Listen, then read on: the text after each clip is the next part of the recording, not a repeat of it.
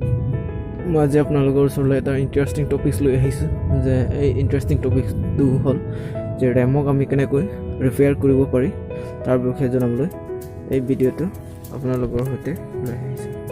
তো বলক আমি ৰেমক কেনেকৈ চাফা কৰিব পাৰি তাক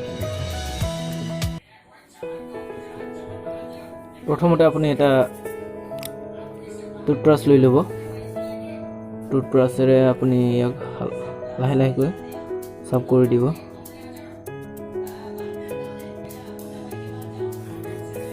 এনেকৈ লাহে লাহেকৈ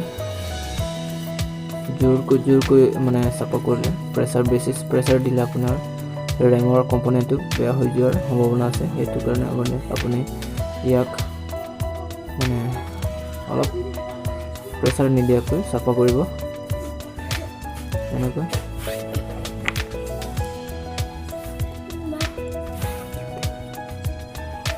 তাৰপাছত টুথব্ৰাছৰ লগত চাফা কৰাৰ পিছত আপুনি ইৰেজাৰেৰে এইটো পিনত কাৰ্বন লাগি থকাটো ইৰেজাৰৰ লগত অলপ চাফা কৰি দিব।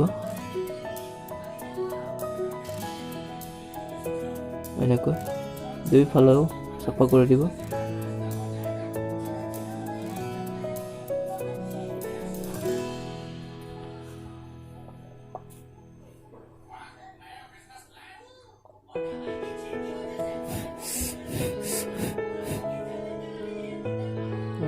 এইফালেও চাফা কৰি দিব অলপমান।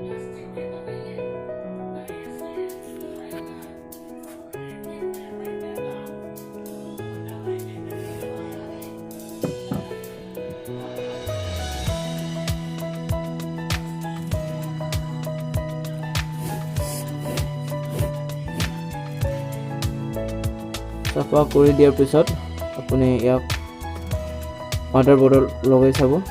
আপোনাৰ 100% বা 99% ভাল হোৱাৰ সম্ভাৱনা আছে।